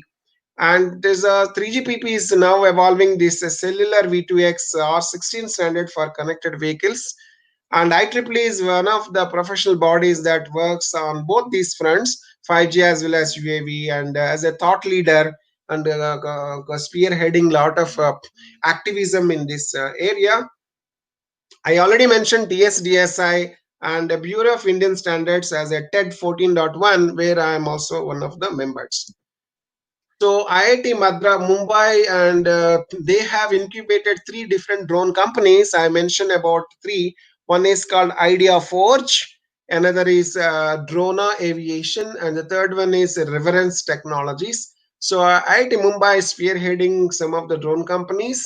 And Government of India, ISRO has launched a navigation system with Indian constellations, and that will provide timing that can be useful for the UAVs. And this standard is coming up, and they are uh, already I mentioned about the yes, the relation between 5G and UAV is wherever, for example, there are countries like Philippines and some Indonesian islands where coverage using fiber optics or wireless towers is not feasible.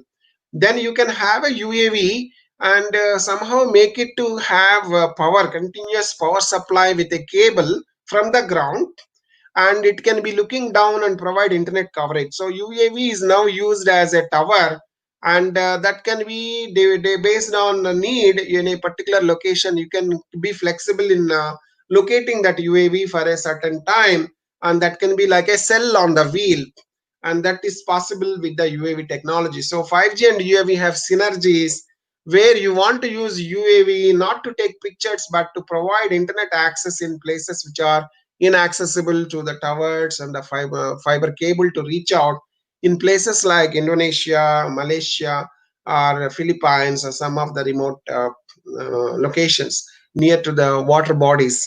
So UAV can be configured as a user equipment or a relay user equipment or a G node B. This is where you can publish research papers. Therefore, we conclude that UAV is a part of the solution than a problem. So technically, I concluded my theorem. I have a half an hour more. And so just want to elaborate, and wherever time constraint comes, I will leave the presentation deck to the organizers to share it to you. And I have half an hour to go to complete the UAV part and take up some question answers. So now, so what are the relations between the unmanned aviation vehicles and wireless? Here is an example. So you have just like an aircraft, a UAV one is flowing here. And when it is doing that, it is taking help of the base station one when it was in this first location. As it goes to another location, base station 3 is supporting it. That is what is the handover that is taking place, whereas the base station 4 is in the meanwhile looking after the local user on the ground. You are traveling in a car and that is taking care of it, whereas base station 2, it is doing a dual purpose. It is taking care of a ground user too as well as a UAV too. So this will be the scenarios you will come across different base station. This symbolic name of base station does not mean 2G. It symbolically means any wireless. It can be for 6G also, and the name exact name is E node B for 4G and G node B for the 5G. So for the simplification, they kept BS to make the discussion very generic for any cellular. So now the second graphic that you find here talks about UAV assisted terrestrial communication. So you have a UAV and it is initially supported by this tower, along with the that UAV is also supporting the other users. What happens is it is actually taking help of one tower, but with that help it is able to extend the help to other users which the tower is unable to serve. So there are certain issues with reference to waves and propagation constraints. The tower underneath its own shadow, it may not serve, but a UAV can serve them. That is called as a shadow underneath a lamp. Sometimes you have a great guru next to you, you are seeking help from a remote guru. It happens. So when I went for a tutorial for English language, my father was a lecturer in English, and when I had a time, I went for a guru. He said, "Your daddy himself is a great literature pandit. Why did you come to me?" So, and then he commented that a shadow underneath a lamp. And then he taught me all those idioms and phrases during my early 10th class days. So I really remember even now. So this UAV is able to help the users underneath the tower because of the advantage of the height and positional advantage of the wave propagation. So that is how it can happen. But remember, it is actually taking help of the tower first. And similarly, there is another case of those two UAV supported by the tower. And the third UAV, very interesting, that tower is dysfunctional and there are users there. So what is happening? By taking help of other towers, the aircraft there is now giving data to the ground users where the tower is not able to serve. So these are the scenarios where the UAV and the cellular networks can have the synergy benefits of their implementation. These are highly researched topics. If you have any paper, immediately they will be accepted for publication. And here is the UAV number 1, 2, 3, and these are the users all under the one single G node B, for example. Then what we'll need to do is you need to orchestrate the power allocated for them along with the what are the sub channels that you want to give it to them, because you know there is a OFDM concept there. Now, basically, so multi-UAV definition as per our company, that I am not alone in my company. There are also other think tank. You are encouraged to look at this. We do research in these areas. So drone for us is something like a swarm, and it's like a multi-UAV, and a UGV is a unmanned ground vehicle, and you have got remote control for small, for kids are playing with that. And in a more advanced form, we have a ground control station, and beyond visual line of control, DGCA and Ministry of Civil Aviation, they are giving certifications for you in doing that work. This couple of this is a busy slide with a lot of topic. So basically what it means is that 5G UAV concept is evolving, and for optimization being the topic of this week for STTP, KPI, key performance indicator. So if you look at any vendors literature, I worked with Samsung, Huawei, ZTE, Alcatel, Lucent, to name a few of the vendors, and they all have indicators and counters to indicate like last 1 hour what was the number of users, what is the throughput they enjoyed, what is the speed they were moving at, what were the errors in terms of bit error rate and other things, so that we can take more decisions in terms of system engineering and optimization and their error logs. So this is a little busy slide which talks about multi connectivity for the connected car, for medical applications, because there is let us say there is an ambulance vehicle, and one person is looking at using a UAV. He is coordinating reaching of the UAV towards that vehicle where there is a need for a medical support, or he's also interested that that car, while trying to coordinate with your UAV, should not meet with an accident with another car. So that user is trying to ensure everything happens. So this is like the what all these things require a lot of a beam, as we know that beam forming, and then a lot of orchestration about so that everything is done because all actions need to be done, and at the same time ensure that your power is not lost, your electrical power consumption optimization, because if a drone loses power midway, it has to go back to the location where it came from, and it may collapse otherwise if it is not having enough power. So the drones are powered with an intelligence to look at that upcoming power loss midway, before even the power reaches 50% of its total. It has to decide whether the mission can be accomplished or it has to return back to route. So that way there is a built-in mechanisms of the drones with intelligence about a power availability, and there is also money exchange. So see, what do you do? I am addressing parents in this my audience now. What do you do when your children go out for a picnic? Let us say the good old days prior to COVID-19. So you know that there is one mentor or somebody, school principal or someone is with them. There's a picnic 3 days. So you want to give pocket money, right? So similarly, think of yourself who is the operator of a UAV as a parent. You want to empower your device with certain pocket money known as a digital wallet, and you want them to have the exchange dollars or bitcoins or Indian rupees or whatever. You want them to have some tokenized money and do its job. Let us say one drone is tired now, it will be perching on a rooftop, and then it will look down and see, oh, nearest one person is coming, so let me locate. And then using artificial intelligence, it will just focus a beam and then send a message to them, and they will coordinate and send one repair person to empower the battery or something. And then because of doing all those services, as a responsible citizen, like, the drone will pay money for the services rendered there and then come back to you. So this is the kind of scenario people are making them so automatic and autonomous, and they are like a self matured enough to take their decisions.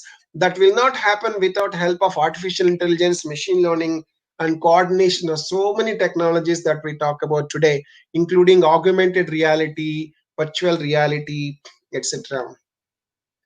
So to elaborate a little bit more on the privacy and security, so there will be also a need for implementing the 5G UAV from the point of view of security, and whether you can assist law enforcement agencies with the data that they need in real time, so that people's privacy and other issues, security and safety issues, can be safeguarded.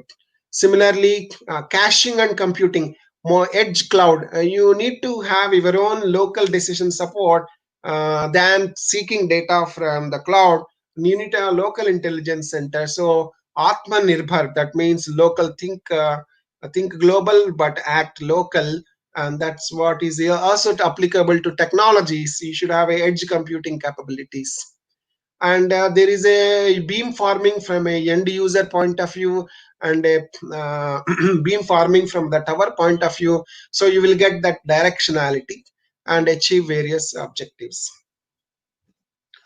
So this is a famous triangle, the industry 3.0 moving towards 4.0 and supported by the 5G connectivity. And you are transforming the traditional SCADA and PLCs, that is the production life cycles and all, using the traditional methods of sensing to more advanced methods supported by the wireless and using smart devices. And that is the way forward, and this is something taken from Frost and Sullivan. And so basically, anything that you do, including your research topic, there will be a SWOT analysis you have to do, pestle analysis. You should know that whether your research goes through well, through the challenges that you have, including need for maybe you have to patent your work before doing further work. So those things you have to think. So SWOT analysis from the point of view of research challenges. This is what I said, some of the very exclusive data about matured players in the ecosystem about 5G researchers. So this is an excellent example of MIMO wireless.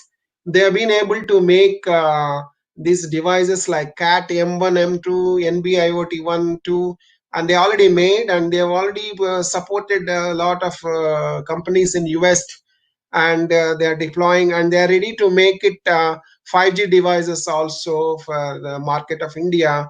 And they want to say, for example, make 10 lakh or 1 million devices per square kilometer. That is their ambition to support, which is fitting very much into the concept of the 5G philosophy of massive machine type communications.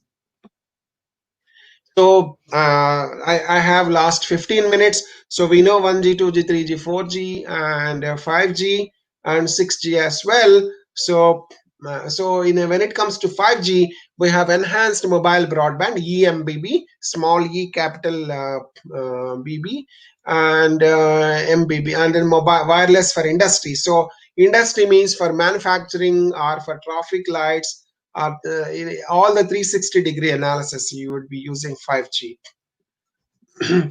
So this is the triangle. No one can escape this mention of it at least once. We have enhanced mobile broadband on the apex. On the bottom two edges of the triangle, we have massive machine type and ultra reliable things. And apart from that, we have got that augmented reality, working and playing in the cloud. So we are doing work from home, and that is still supported because of the cloud. And we have the smart home and smart cities. I made a mention of them in my discussions already. And when it comes to UAV, you need a kind of a remote controlling and sensors board inside your UAV, and that should also have a 5G component there, command and control and pilot, autopilot, navigational electronics, and flight controls. So now onwards, as much as feasible, I will rush through the historical aspects of UAVs, because you already know that it is a 5G workshop or a seminar, and you already know 5G quite a bit, but not many of you may be aware that this UAV industry is as old as the wireless industry. So it started from 1959 as a remotely piloted vehicles. In fact, during the world wars also they were used, and they stopped to the America led the revolution to save the pilots who are dying in the battlefield. They want to stop all the manned missions, and in future the UAV industry will take a center stage in the battlefield. And before the satellite reconnaissance was available, began development of unmanned reconnaissance assets. So the quick recap of the 1960s to 80s, RPVs were dominated.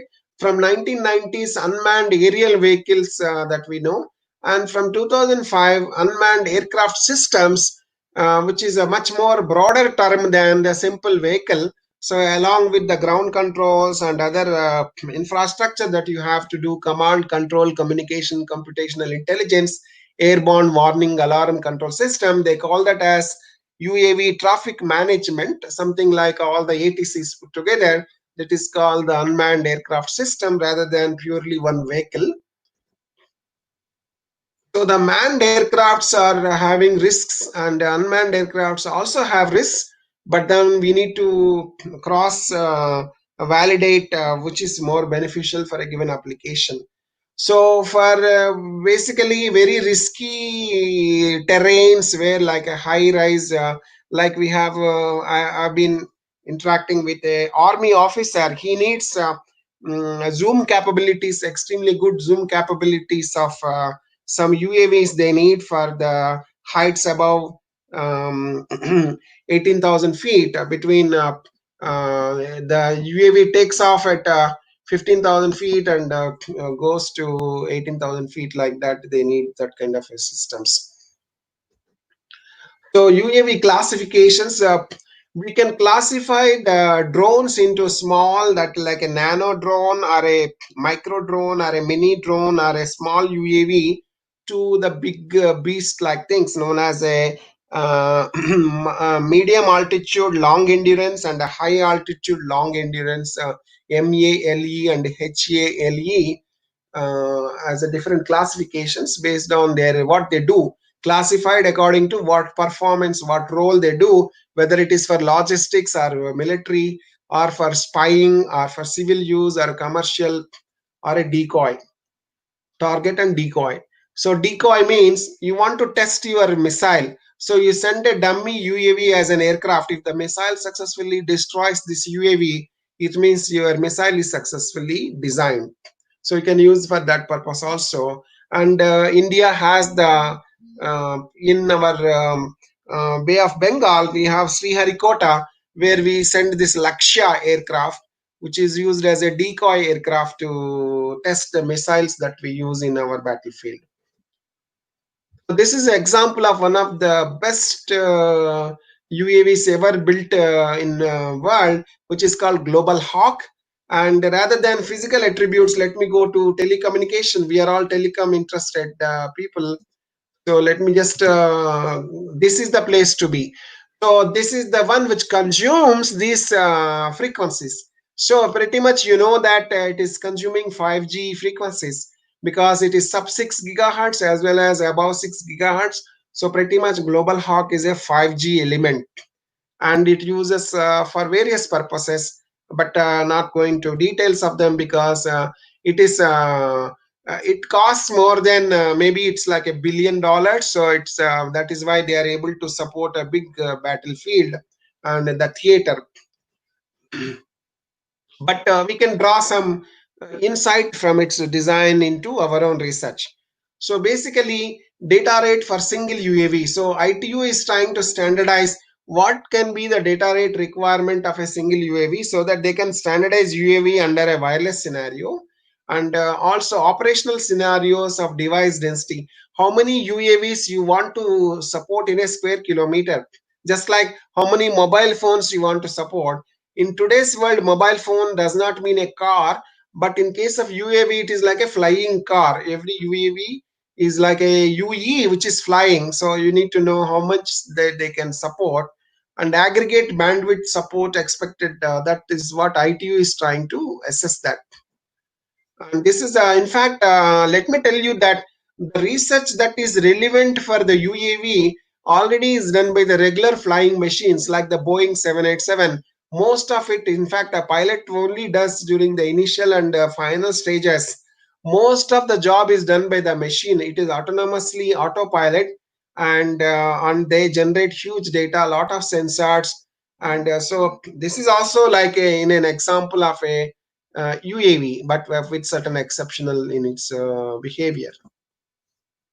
So for civil applications, they are trying to use Dreamliner, costs 170 million, and flight controls are made by Honeywell, Rockwell, Collins, and Thales. And so this is what is the current state of the art. For tomorrow's UAV, it might be less expensive, given the fact that the safeties are only meant for, let us say, it is only meant for logistics supply. There is no human being inside. There will be a different price altogether for it. So many safeties need not be built in.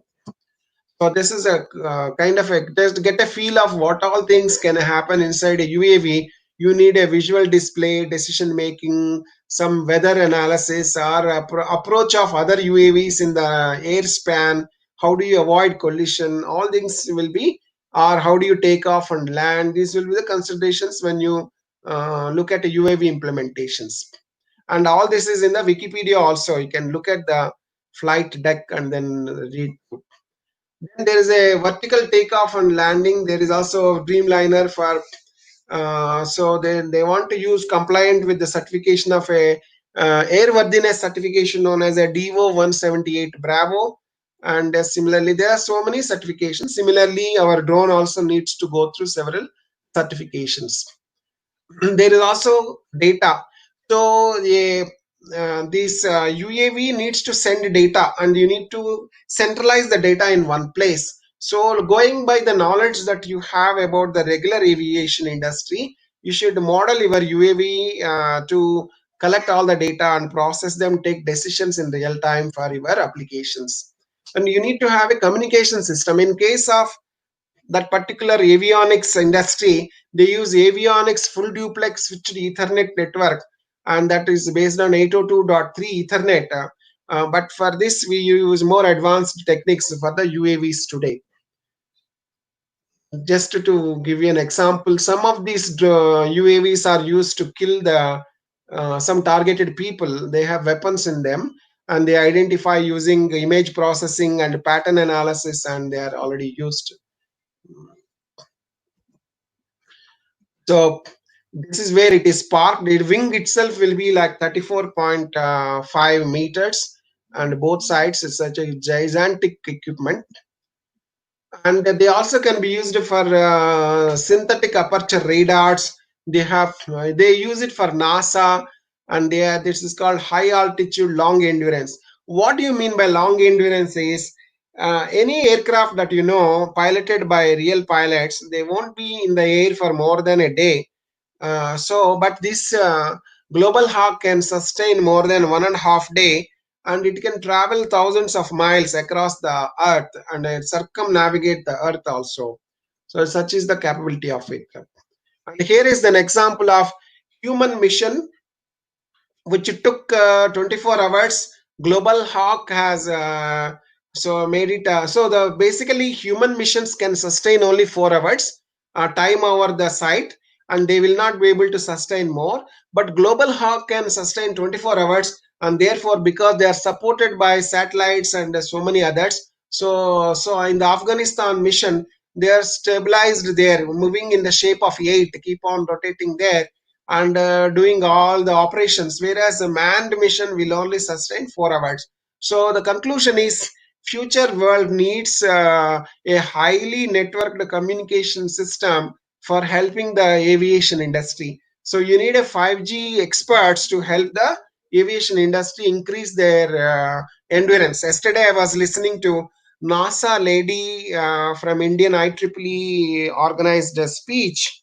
Some of you must have attended. It's nice to know a lot of things like whatever Wing Commander Rakesh Sharma said when Srimati Indira Gandhi asked, ऊपर से भारत कैसा दिखता है सारे जहां से अच्छा Hindustan hamara. So these were the thoughts going on. So basically, we are reaching a stage where India asserts itself in the world map in terms of its ability to prove its capabilities in space and maybe in automation industry with UAVs and 5G, etc. So I have last 5 minutes. I will scan through some of this. So this is a kind of, it all started from 1935, and they can be used for if you want to sell a property, you want to make a nice 3D picture of your property and then showcase, and there can be a lot of stunts being done. You see the people are jumping using their bikes, and all that is monitored by the UAV, nicely capturing their stunts. So it's a very exciting and interesting world. And you see that it can be used for agriculture and nature conservation, and looking at who are killing animals, track those criminals and drug traffickers or people like that, bad people. You can also use it for shipping and delivery, monitor your cattle.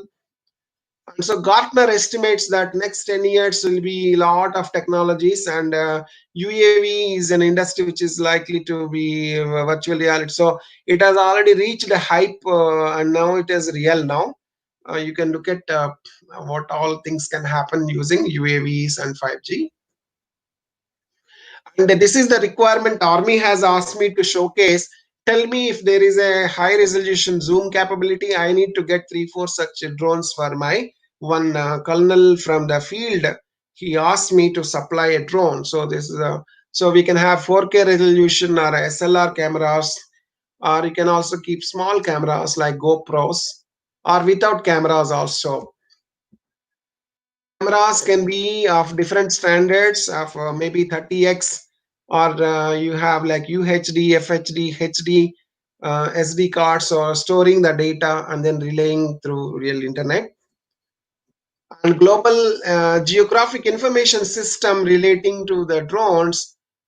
Some data exists, collaboration with the data, that is Survey of India wants to use the drone for application of mapping all our cities and roads. 10% of the cost of the original thing that can be otherwise done through road surveys.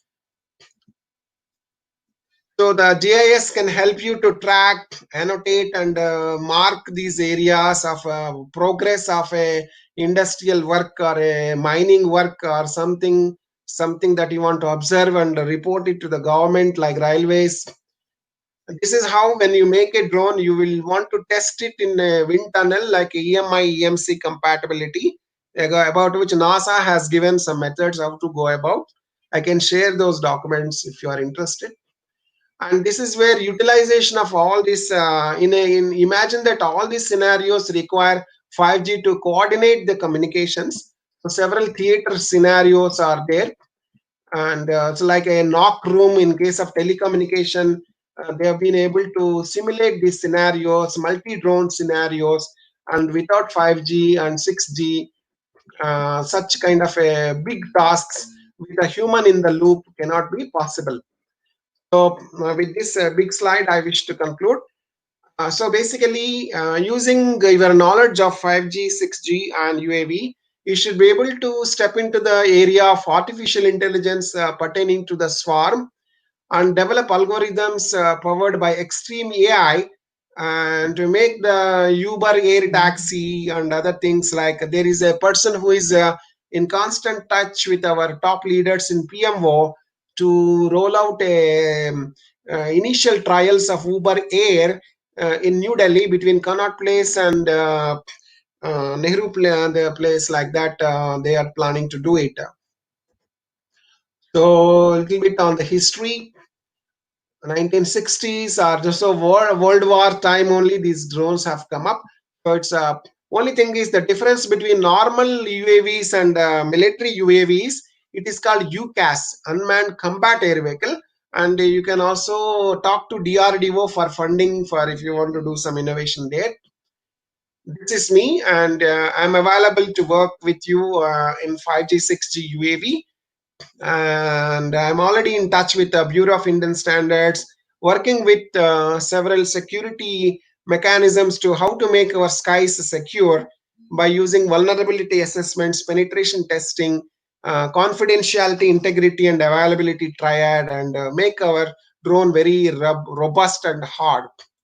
So with these words, I'm open for question answers. Thank you very much. I sharply stop at 12 o'clock as a disciplined soldier. Thank you very much. Jai Hind.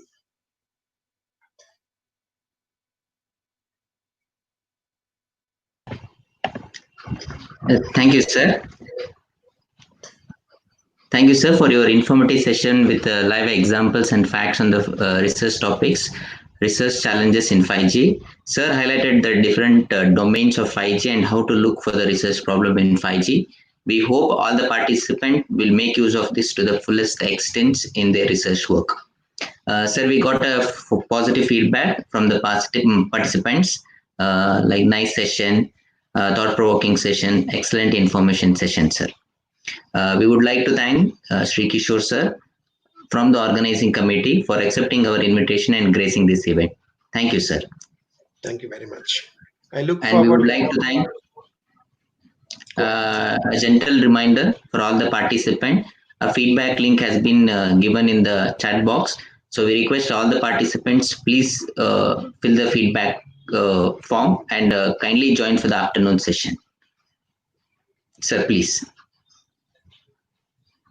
Yeah, I look forward to more collaboration from likes of SV College of Engineering, Dr. Suresha, and your EC HOD sir.